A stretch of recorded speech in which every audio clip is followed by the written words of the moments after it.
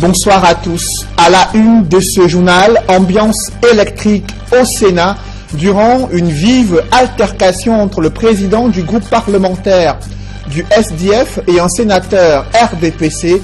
Une escalade verbale sur fond de crise anglophone a failli dégénérer en une violente bagarre.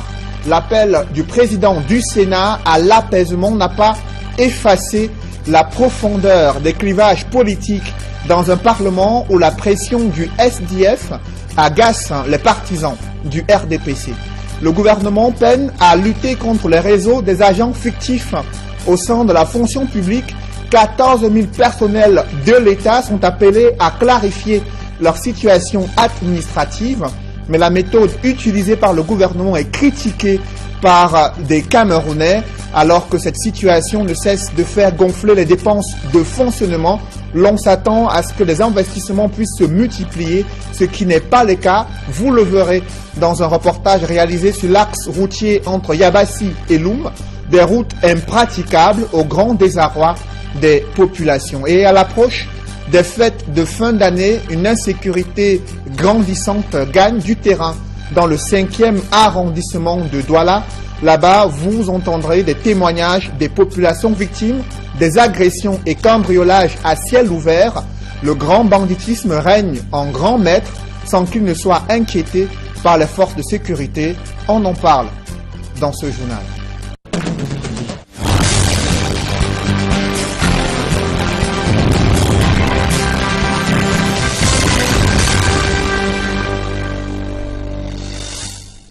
Merci de suivre cette édition complète de l'information sur Equinox Télévision. Après l'Assemblée nationale, c'est le Sénat qui a vécu ces heures de haute tension durant une vive altercation entre le président du groupe parlementaire du SDF, Jean Semelou, et le sénateur RDPC, Samuel Obam Assam. Une escalade verbale sur fond de crise anglophone a failli dégénérer en une violente bagarre entre les deux parlementaires. L'appel du président du Sénat à l'apaisement n'efface pas pour autant ces clivages politiques qui ne cessent de s'exacerber à l'Assemblée, au Sénat, où doit se tenir, où le SDF souhaite un débat sur la crise anglophone. Des précisions avec Emmanuel Diop et Marcelin Gansop. Rarement une plénière du Sénat n'a été aussi tendue que celle du 5 novembre 2017, au point d'amener le président de la Chambre haute du Parlement à adresser un carton jaune à deux de ses collègues. Nous devons savoir que nous travaillons tous pour un pays, parce que nous sommes constamment, profondément concernés, et je vous prie de savoir nous comporter comme il faut dans la situation.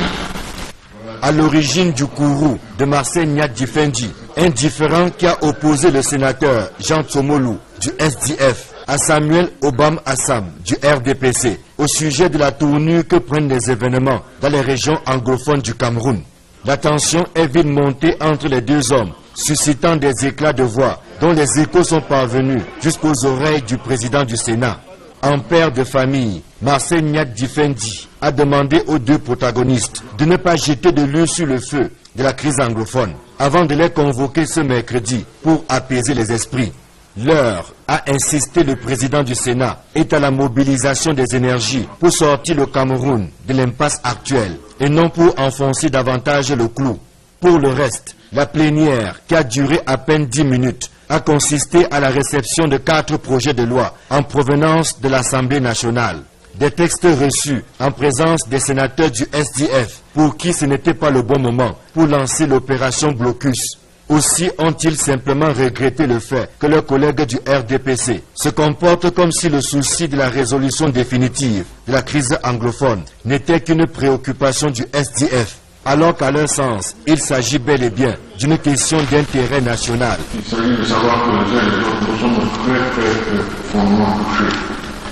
Et pour décrisper les tensions entre sénateurs SDF et RDPC, le président de la Chambre haute du Parlement a reçu en fin de matinée le président du groupe parlementaire du SDF, Jean Semelou, ensuite le sénateur RDPC, Samuel Obam Assam. Chacun s'est expliqué séparément sur cet incident survenu hier en soirée au Sénat. Jean Tsomelou accuse le sénateur RDPC d'avoir traité le SDF de sécessionniste, notamment ses parlementaires, et d'avoir pris des prises de position génocidaires. À son tour, le sénateur RDPC a déclaré, selon des sources, qu'il a simplement critiqué la méthode de blocus utilisée par le SDF à l'Assemblée nationale. Le président du Sénat, Marcel Nyat Difendi, a joué la carte de l'apaisement, appelant les différents parlementaires SDF et celui du RDPC à plus de retenue. Malgré la pression de ces parlementaires du SDF, le Parlement reste quelque peu indifférent à cette revendication sur l'inscription d'un débat sur la crise anglophone en session plénière. Pourtant, l'annonce d'une réunion du bureau de l'Assemblée nationale avait laissé entendre une possibilité d'accéder à cette requête. Officiellement, rien n'a été dit sur la crise anglophone. Les membres du bureau de l'Assemblée nationale se sont plutôt penchés sur le budget de cette chambre basse du Parlement et le projet de construction de la nouvelle Assemblée nationale au Cameroun. Des précisions avec Guy Zogo et Joël Essengue. L'annonce de la tenue d'une réunion du bureau de l'Assemblée nationale a laissé croire à l'imminence d'importantes résolutions de la part de la chambre basse du Parlement. Du coup, une certaine fébrilité régnait devant et dans la salle de documentation de l'Assemblée qui abritait cette réunion. Après plus d'une heure et demie de conclave à huis clos, la réunion s'est achevée comme elle avait commencé, sans plus de précision. C'est finalement le représentant du Social Democratic Front qui s'est exprimé sur l'objet de cette assise. Nous étions en train d'évaluer nos préoccupations et la conduite à tenir. Est-ce que cette maison peut nous soutenir pendant un an? Est-ce qu'on est sain et sauf en y habitant? Voilà des préoccupations de l'heure. Pour le budget, il n'y a pas de choses particulières, parce que le budget de l'Assemblée, c'est récurrent presque. Rien de singulier donc, et surtout pas de crise anglophone en ONU, comme d'aucuns le pensaient. Non, ce n'est pas. Il y a toujours l'ordre de. Vous allez voir à la suite là. On se préoccupe des chefs, des titres, des préoccupations avec un bâtiment qui s'est brûlé. Où en sommes-nous et tout cela? C'est en somme la vie ordinaire du Parlement qui continue son cours après cette réunion du bureau de l'Assemblée nationale. Le gouvernement relance encore sa chasse aux agents fictifs de la fonction publique. Ils sont près de 14 000 personnels de l'État qui doivent justifier de leur contrat d'intégration et de leur activité au risque d'être radiés de la fonction publique. Cependant, ce processus d'assainissement du fichier solde de l'État est une vieille méthode inefficace qui peine à produire des fruits escomptés, des résultats escomptés, à savoir assainir le fichier solde de l'État. Du coup, ces agents fictifs continuent d'émarger et de faire gonfler les budgets de fonctionnement de l'État au grand désarroi des Camerounais. Reportage Emmanuel Diop et Marcelin Gansop. Ce sont précisément 14 134 agents publics qui sont sommés de clarifier leur situation administrative, avec au sommet du hit-parade les ministères de la santé publique et des enseignements secondaires. Parmi eux, des enseignants, militaires, greffiers, médecins, universitaires et autres infirmiers qui émargent dans les caisses de l'État sans aucun rendement. Des fonctionnaires fantômes dont on n'a pas de nouvelles à leur poste de travail. Lorsque j'ai appris cette information, j'ai crié « Cry my beloved country ». Parce qu'il est anormal que dans un pays en récession, dans un pays sous ajustement structurel, dans un pays où on est obligé d'emprunter au FMI pour payer des fonctionnaires, qu'on continue à dire que dans les ministères, des employés dont on n'a pas de traces touchent des salaires. Vos salaires sont virés en retard parce qu'il n'y a pas de l'argent, parce qu'on vous fait comprendre qu'il n'y a pas d'argent, les ajours sont coupés. Alors qu'il y a de l'argent, juste que cet argent a été pris en otage par 14 000 fonctionnaires fictifs. Vous vous imaginez l'épaisseur de ce montant? Combien de jeunes Camerounais auraient pu trouver ou créer de l'emploi ou bien vivre l'autonomie et l'épanouissement financier avec cela. Ses compatriotes sont d'autant plus choqués que certains travailleurs qui se donnent à fond au quotidien éprouvent du mal à rentrer en possession de leur dû à la fin du mois. On a vu des fonctionnaires, enseignants, qui travaillent au quotidien et qui ne sont pas payés descendre dans la rue. On a vu certains fonctionnaires des administrations déflatées, qui n'arrivent pas à toucher leurs primes. Mais eux, au moins, soit travaillent, soit ont travaillé, mais ne sont malheureusement pas payés. Alors que des personnes qui ne travaillent pas touchent ces salaires-là. Le lancement de CIGIPES 2 a entretenu la flamme de l'espoir, celui de voir la fonction publique tourner la page des fonctionnaires fictifs. Mais l'on comprend que le système est lui-même assez virusé par des complicités tapées dans l'ombre. Parce qu'il est anormal que dans un pays truffé d'ingénieurs informaticiens comme le Cameroun, qu'on ne puisse pas en 7 ans assainir le fichier solde de l'État, qu'on ne puisse pas pendant 7 ans démasquer tous ces fonctionnaires fictifs.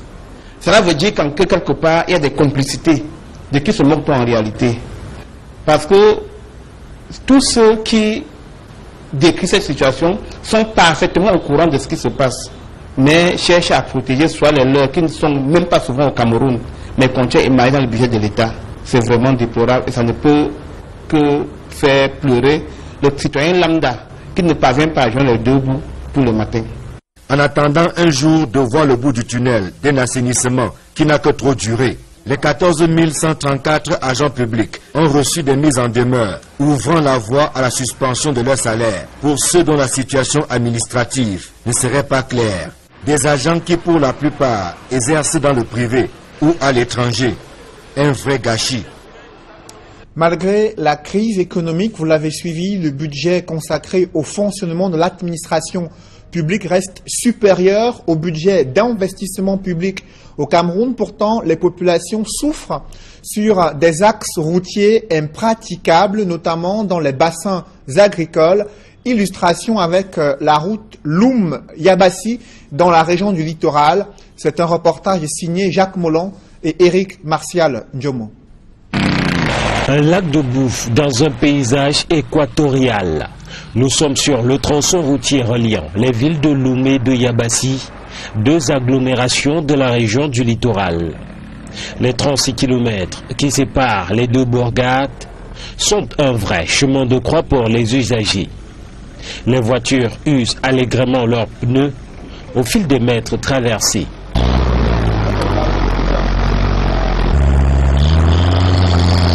Il faut parfois, pour le conducteur, s'arrêter pour dégager à main nue les obstacles sur la route. Ces véhicules ont la particularité d'avoir été retouchés par des mécaniciens locaux pour améliorer leur adaptabilité à cette route et à ces handicaps. Transportés ainsi, les passagers peuvent débourser parfois jusqu'à 10 000 francs CFA pour les 36 km parcourus. Pour nous, maintenant, ça coûte les 10 000 francs pour une personne. En temps normal, le plus souvent, ça fait un trajet de 4 000. L'autre alternative, ce sont les motos. Celles-ci, grâce à la finesse de leurs pneus, créent de véritables tranchées dans la boue. Très souvent chargées, ces motos représentent un vrai palliatif et une solution pratique pour braver cette route. Les conducteurs sont presque toujours chaussés de bottes. J'ai deux amis aujourd'hui qui ont des petits affaires à la maison, qui ne peuvent plus nourrir les familles à cause de cette route. La solidité de ces engins est mise à rude épreuve, les pannes se multipliant au fil des traversées de bourbiers.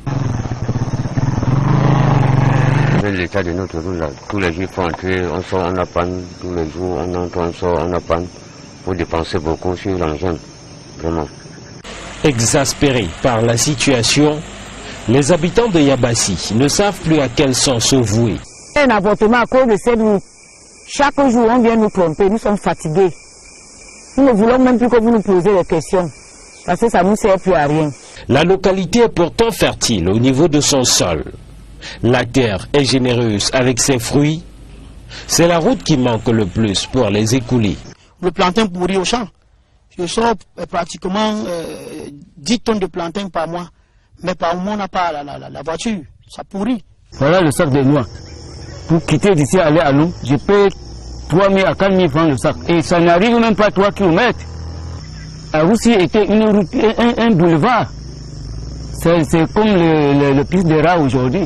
Normalement, il a négligé. Parce que moi-même, je suis venu, voilà mon champ ici derrière. Je suis venu depuis 1975. Mais les travaux publics qui étaient Konsamba, chaque année, à partir de 10 octobre, ils venaient arranger la Russie là. On ne souffrait, même les taxis faisaient les navets de Lumyabasi même. Mais actuellement, il faut la voiture avec le réducteur. Vous arrivez au niveau de Carrefour Mabombe là. Par jour, on peut retirer au moins 10 camions de plantains là-bas. Mais où est la route? Il faut louer la voiture au moins à 80 000 francs pour porter au moins un tour de plantain à Mabombe pour venir peut-être de Lumyabombe, c'est au moins 7 km. Mais il faut voir combien on dépense. Après avoir bravé les bourbiers, les usagers doivent affronter un pont en état de décrépitude avancée. Ici, même les passagers d'engins à 2 roues traversent à pied, de peur d'être en surpoids sur la moto et donc de se retrouver à plusieurs dizaines de mètres en dessous, au fond de la rivière. Les populations riveraines pointent un doigt accusateur sur les hommes politiques du coin, présentés comme de véritables démagogues. C'est seulement nos routiers. Vraiment, s'ils pouvaient retoucher nos routiers, c'est qu'on devait être vraiment très fiers. On ne leur demande pas aux grandes choses. C'est bien qu'après, si nous retouchons les routiers, c'est qu'on serait tellement très fiers. Que de nous promettre, si elle était bien après, c'est qu'on leur fait qu'ils nous touchent seulement la routier. Là, on serait très fiers. Les promesses sont qu'ils vont nous arranger la route. Est-ce que nous avons deux promesses? Nous-mêmes, nous n'avons pas deux pleurs. Nous avons les mêmes pleurs et nous avons les mêmes promesses qui ne se réalisent jamais. Indexés, ceux-ci accusent le laxisme du gouvernement. Cette route de Bonquin à Mabombe, c'est une route départementale. Donc, naturellement, la responsabilité incombe aux travaux publics. Le pont est complètement, aujourd'hui, met en danger tout automobiliste ou cycliste qui s'aventure de ce côté. Donc, il faudrait que les populations comprennent que ce n'est pas la faute à nous. Parce que nous, au niveau de la mairie, nous n'avons pas les capacités ni les moyens nécessaires pour entretenir la totalité des services. Yabassi et le département d'Unkam intriguent par la singularité qui pourrait se résumer par l'expression si riche et pourtant très pauvre. Dans le reste de l'actualité, une peur bleue hante les populations résidant dans certains quartiers du 5e arrondissement de Douala. Je vous le disais en titre, à l'approche des fêtes de fin d'année, des agressions à main armée, des cambriolages et des vols se multiplient à ciel ouvert. Des bandits sèment la terreur en l'absence des forces de l'ordre. Le cri d'alerte des populations peine à être entendu jusqu'à ce jour. Reportage Donald Brice, Kamgan. Le regard affligé, une mine désespérée, Clémentine vit l'un des épisodes les plus douloureux de sa vie. J'arrive là, je trouve la table du pain sur le portail des voisins. Je dis, mais comment ma table est sur la porte des voisins? Directement, mon regard frappe sur la porte. Je vois les 2 battants. Je dis que, c'est comme si on m'a cassé. Je dépose ma cuvette de haricots au sol. Je regarde, je ne trouve pas les cadenas, je trouve les 2 battants. J'ouvre les battants, je vois le salon est vide. Ils ont pris jusqu'à prendre ce qu'on ne peut pas utiliser. Ils ont tout vidé. Il y a moins de 3 semaines qu'elle équipait ce salon de coiffure. 300 000 francs CFA d'investi. La visite des malfrats lui a été sans compassion. Ce n'est que Dieu. C'est Dieu qui me fortifie. Parce que si l'argent m'appartenait, oui. Je pouvais dire que je vais travailler chargé doucement. Je vais prendre 300 000 euros. Je vais prendre 300 000 euros. C'est seulement Dieu, je regarde seulement à Dieu. Ici, chez Blaise, près de 700 000 francs CFA, coût estimatif du matériel dérobé lundi. Le tenancier de la menuiserie métallique est sous la pression de ses clients qui attendent d'être servis. Je suis en train de faire comprendre à mes clients de venir même au lieu. Donc, voir franchement ce qui m'est arrivé pour qu'ils me donnent un peu de patience. Et si je peux franchement, je peux aussi me mettre pour essayer de les satisfaire. Plus loin chez Mirabel, près de 600 000 francs CFA de produits et équipements emportés, elle tente de s'y remettre. Et ce n'est pas la première fois, c'est la troisième fois que ça se passe sur moi ici. Et il y avait un constat. Je suis directement couru à 7e. Je me suis plaint, on est venu faire le constat. C'était comme ça. Les riverains dénombrent près de 10 cas de vol en l'espace d'une semaine. Des faits dont ne seraient pas étrangers des jeunes à la moralité douteuse qui vivent dans le quartier. Face à ce qui apparaît comme un sentiment d'abandon, les populations du lieu dit Makepe Maturité n'ont qu'un seul vœu, la création ici soit d'un poste de police, soit d'un comité de vigilance. Vous n'avez peut-être pas oublié la petite Abigaël, 3 ans, kidnappée le 29 novembre 2017 au sortir de son école située dans une banlieue du 3e arrondissement de Douala. Après une semaine d'enquête, le groupement de gendarmerie de Bonandio a repéré les traces de cet enfant et identifié sa présence physique à Yaoundé. La petite Abigaël a été ramenée à sa famille du côté de Douala. Au-delà des retrouvailles riches en émotions, des zones d'ombre persistent sur les mobiles de l'enlèvement de cet enfant et l'identité du ravisseur. C'est une enquête signée Innocent Abega et Julienne Berthe-Bissaille. Une semaine après son enlèvement au sortir de l'école, la petite Abigaël retrouve la chaleur maternelle. Stéphanie, sa mère, a enfin le cœur apaisé. La joie est tellement immense que je ne sais comment l'exprimer. Tellement. La joie d'une mère qui retrouve sa fille. Ma petite Abigaël, je l'ai retrouvée. Dieu merci. Ce dénouement heureux intervient après une série d'investigations menées entre Douala et Yaoundé.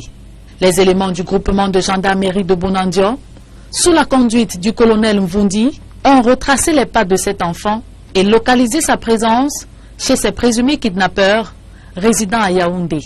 L'une des suspectes interpellées gardait la petite Abigaël chez elle sur instruction de son compagnon, présumé auteur du kidnapping. Je suis venu ici à Douala depuis mardi. Mercredi, mon ami m'a appelé. Il m'a dit qu'il a des problèmes avec la mère de l'enfant. Il a pris l'enfant, il est venu me donner l'enfant. Comme lui, il a des problèmes avec la mère de l'enfant, moi, il doit garder l'enfant. Il a appelé, au même mercredi, là, il a pris mon téléphone. Il est parti avec. Il a appelé par le numéro de ma belle-sœur. Pour dire que c'est comment tu ne viens pas prendre ton enfant. Puis moi, il doit rentrer pour partir à l'école. Il m'a dit qu'il vient, il vient. Maintenant, jeudi dans la soirée, ma belle-sœur est partie à un dé là. Moi, elle me dit que le gars ne vient pas. Il m'a dit qu'il arrive. Elle me dit donc s'il vient, il doit partir avec son enfant. Quand il vient, il est venu avec son ami motoman. Il me porte. Il me dit que tu vas rentrer avec l'enfant. C'est là que je suis rentrée avec l'enfant. Moi, je ne connaissais rien de ce qui se passe. Je ne connais rien. Là, je me trouve dans les problèmes, je ne connais rien. Et après, les enceintes de vie, je ne connais rien. Loin de s'imaginer que son compagnon venait de l'impliquer dans une affaire d'enlèvement, Marie ignorait les conditions dans lesquelles cet enfant avait quitté Douala pour Yaoundé. Je n'appelle pas mon numéro, je peux au colbos, il n'appelle pas mon numéro, il dit que viens récupérer ton enfant. Il avait même d'apprêter l'argent là-bas au quartier pour venir remettre l'enfant. Puisque à la maison, on n'a pas de télé, rien. Depuis la disparition de cet enfant, une question taraude l'esprit des enquêteurs. Quels sont les mobiles de l'enlèvement de la petite Abigaël? Une controverse est née sur les relations exécrables entre la mère et le présumé auteur du kidnapping, considéré comme le géniteur de cet enfant. Une polémique contestée par la mère de la petite Abigaël. Comme on dit qu'Abigaël est notre papa et que c'est lui qui aurait enlevé l'enfant, qu'il se présente et qu'il dise que c'est bon. Je veux le voir à quoi il ressemble. Je veux voir à quoi il ressemble. Parce qu'en ma connaissance, Abigaël a un seul père, un seul et unique père, qui est mon fiancé, avec qui on vit d'ailleurs. C'est pas que je suis ailleurs, non. On vit ensemble. Abigaël n'a jamais eu de problème de père. Mais ça me surprend qu'on soit une histoire de nulle part. Je ne sais vraiment pas. Le présumé auteur du kidnapping court toujours et sa compagne qui gardait l'enfant a été relaxée pour fait non établi. L'enquête se poursuit. Parlons à présent d'une œuvre d'art érigée en plein centre-ville de Douala et qui divise déjà l'opinion. C'est l'œuvre d'une artiste française venue demander pardon aux Camerounais dans le cadre d'un festival culturel de la ville de Douala.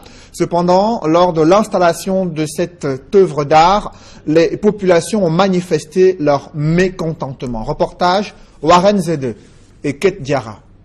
Ça ne sert à rien, on enlève, ça ne sert à rien. Ça ne sert à rien là-bas.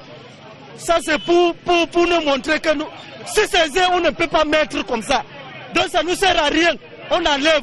Nous aurons souhaité avoir des monuments des hommes, des martyrs, de nos martyrs, à savoir les Ernest Ouandié, les Félix Moumi, les Nenda Afanda et ses consorts. À peine installé que déjà il fait polémique. Le monument de la honte, comme il l'appelle, qui représente l'artiste française Sylvie Blocher, tenant entre ses mains un tableau sur lequel il est inscrit « Bien que je n'en ai pas le droit, je vous présente mes excuses ». Fin de citation. Il a été installé en présence d'une forte délégation d'artistes impliqués dans le projet dénommé Sud 2017, le canal par lequel est passé l'artiste, pour faire accepter son œuvre. Pour elle, il s'agit d'une œuvre d'art porteuse de sens, celui du pardon. Je dis aux Camerounais que les Français ont fait des choses. Ils ont tué des Camerounais. Vous attendez toujours des excuses, mais je n'ai aucun droit officiel de vous les faire. Ça se passe juste dans l'art. Et en fait, ce qu'il faut, c'est parler.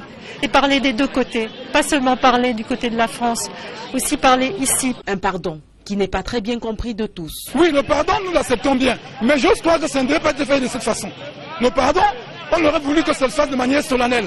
Qu'on demande pardon à tout le peuple camerounais. Peut-être à travers les médias. Mais, et que ce peuple en retour accepte ce pardon pour qu'un acte soit posé. Bien avant cette installation en début de journée, des chefs traditionnels s'étaient offusqués de la présence de ce monument étranger sur leur terre et préparaient même une opération blocus.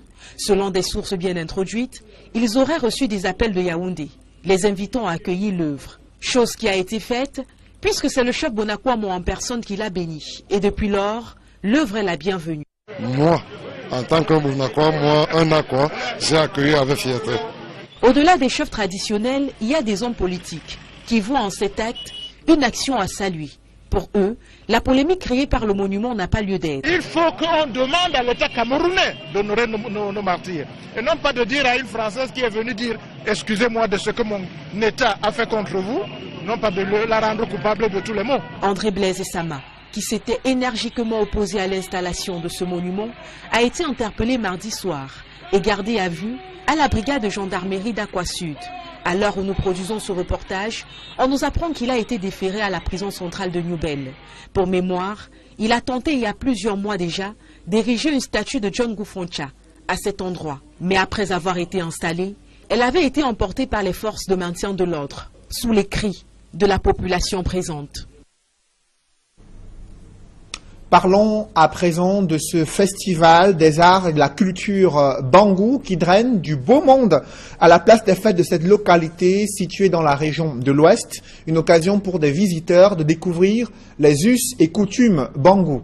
Reportage d'Alaskana et Jean-Paul Chouniat. À l'ombre des grands baobabs, à la cour de la chefferie supérieure, des activités de la 4e édition du Festival des arts et de la culture Bangou. Pour ce lancement officiel, sont présents les fils et filles Bangou du monde entier, autour de leur roi, Sa Majesté Tayo II Marcel.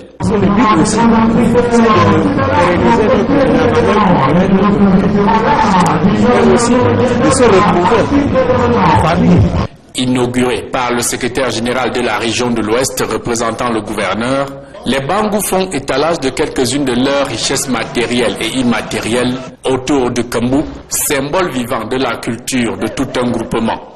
Le thème de cette 4e édition Kambou Poignap porte sur le renforcement de la solidarité et l'amour entre les fils et filles Bangou du village, du Cameroun et de la diaspora. Un moment de communion et de partage autour des valeurs ancestrales du peuple Bangou.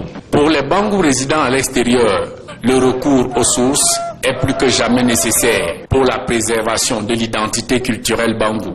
Nous sommes depuis diplômés, nous venons à Bambou, rien que pour ma culture. Et pour prouver à suffisance qu'en dehors de la langue, où c'est ça, nous pouvons une culture. Les personnalités et tout le public présent à cette ouverture solennelle prennent ainsi en avant des innovations qui vont illuminer le festival Bango durant toute la semaine. C'est aussi l'occasion de faire la promotion des artistes. Donc, c'est pour ça que nous avons organisé un concours de la musique pour les musiciens Bango. Et le premier, celui qui sera le meilleur, va chanter le dernier jour à la clôture de 9 et en plus nous allons l'accompagner sur la sortie de l'année. C'est une innovation. Jusqu'au 9 décembre, le programme du festival Kambo Poigne prévoit des expositions d'objets d'art, des foires gastronomiques, animations artistiques, culturelles, sportives, visites des sites touristiques, concours de danse, concours de miss et danse traditionnelle, tables rondes et conférences débats sur des questions de l'heure comme le développement agro-pastoral et le changement climatique. Et au sujet du changement climatique et de la préservation de la terre, le président de la République du Cameroun a invité à un sommet concernant la préservation de la terre prévu la semaine prochaine à Paris, en France. Il a reçu l'invitation de la part du président français par les soins de l'ambassadeur de France au Cameroun. Il a été reçu en audience au Palais de l'Unité ce mercredi. Et la France qui est en deuil, elle pleure. Johnny Hallyday, célèbre artiste francophone qui cumule plus de 54 ans de carrière musicale. Il est décédé des suites d'un cancer de poumon à l'âge de 74 ans. Il avait cumulé, je vous le disais, 54 ans de carrière, une quarantaine de disques d'or. C'était l'un des plus célèbres chanteurs francophones qui avait vulgarisé la musique rock'n'roll en France. Il a vendu plus de 50 albums, plus de 110 millions de disques et enregistré plus d'une cinquantaine d'albums. Toujours dans l'escale internationale, la Guinée-Conakry confrontée à une grogne sociale au sein de la communauté éducative. Cette fois-ci, ce sont des élèves qui sont descendus dans les rues pour réclamer le retour de leurs enseignants dans les salles de classe, enseignants qui ont déserté les salles de classe pour eux aussi revendiquer l'amélioration de leurs conditions de travail et les pouvoirs publics guinéens qui minimisent l'impact de cette grève. On fait le point avec Gladys Sidier dans ce... Le mouvement de grève déclenché par une partie du syndicat de l'éducation en Guinée est suivi dans toutes les villes, mais davantage à Conakry. Les élèves et étudiants sont descendus dans les rues, scandant des slogans hostiles au président guinéen et son régime. Les manifestants sont allés jusqu'au palais présidentiel devant la primature, à l'Assemblée nationale où les députés ont été surpris par un rassemblement des jeunes scolaires. Ces derniers avaient appris que le ministre de l'Éducation nationale devait défendre son budget devant les élus du peuple. Des effigies du président Alpha Condé ont été arrachées au passage. La police anti-émeute a été déployée pour disperser les manifestants. Dans d'autres villes, les écoles qui ont ouvert leurs portes ont été assiégées par des manifestants qui exigent leur solidarité au mouvement. 3 semaines que les enseignants refusent de reprendre le travail. Et ce, tant qu'ils n'obtiendront pas gain de cause, une augmentation de leur salaire. Le gouvernement, qui semble minimiser l'impact de cette grève, refuse de dialoguer avec les frondeurs. En République démocratique du Congo, le nouveau code électoral a été adopté en l'absence de l'opposition. Elle a boycotté l'examen du projet de loi. 287 députés sur 500 ont participé à ce vote qui a été dominé donc par le oui. Et c'est la question du seuil de représentativité qui divise les députés. Le texte adopté a fixé ce seuil à 1% pour la législative au lieu de 3% comme proposé dans le projet de loi initial. Un reportage dans ce journal, fin de formation pour la première promotion des diplômés en licence professionnelle délocalisés de l'université de Évry en France. Les lauréats qui ont été formés à l'Institut supérieur de technologie et de management ISTAMA ont reçu le parchemin il y a quelques jours. Reportage. C'était un grand jour à l'Institut supérieur de technologie avancée et de management. La première promotion des licences professionnelles délocalisée de l'Université d'Ivry en France recevait des parchemins. Une cérémonie grandiose, marquée aussi par la remise des parchemins aux lauréats des cycles HND, BTS et licences professionnelles à Istama. Pour la circonstance, le directeur de l'IUT d'Ivry, représentant le président de l'Université d'Ivry Val-d'Essonne en France, a fait le déplacement de la ville de Douala. Leur cours délocalisé au Cameroun, ces étudiants ont reçu la même formation que leurs camarades sur place à Ivry, en France. Et au bout, ils obtiennent le même diplôme français. Nous avons été des étudiants français et nous avons obtenu des diplômes français. Nous sommes très unis. Ce qui nous rend encore plus fiers, c'est la qualité de la formation que nous avons reçue dans cet établissement. L'accent était plus sur les matières de conception, généralement la conception des systèmes mécaniques à base des logiciels top solide, CATIA et HPC pour la programmation. Donc c'est une formation vraiment professionnelle qui nous confronte aux réalités de l'entreprise. Des étudiants bien formés, le recteur de l'Université d'Ivry ne peut qu'en être fier. Franchement, on a réalisé quelque chose de grand, c'est un grand succès. On a concrétisé la délocalisation d'un diplôme français la première fois. Et c'est au Cameroun qu'on a fait, à Douala, à Istama. Donc c'est la première fois de l'histoire de notre université de vivre cette expérience qui a abouti à un très bon résultat. À Istama, le président du conseil d'établissement se félicite également de ce partenariat avec l'Université d'Ivry. C'est un sentiment de satisfaction parce que c'est vrai qu'au départ, on ne savait pas ce qu'allait devenir cette première promotion. Dieu merci que les choses se sont bien passées et aujourd'hui on voit le résultat. C'est un privilège pour les étudiants d'Istama parce que nul autre part ailleurs qu'à Istama, on n'a pas ce genre de partenariat avec les universités d'État qui délivrent des diplômes d'État ici au Cameroun. Satisfaits eux aussi de la formation qu'ils ont reçue à Istama, les lauréats des cycles HND, BTS et licences professionnelles sont prêts pour le monde de l'emploi. It is very important for us because this is a stepping stone to greater goods in the world, and we can accomplish this. Istama has given us a great opportunity, and this is the second year, so we are going to keep going, third year, and then get to our masters and become better people in the world, help the world however we can. Les formations délocalisées pour obtenir les licences professionnelles à Istama se déclinent dans l'ingénierie de conception mécanique et environnement, logistique et pilotage des flux, e-marketing, e-commerce. Istama, réussir, c'est savoir choisir.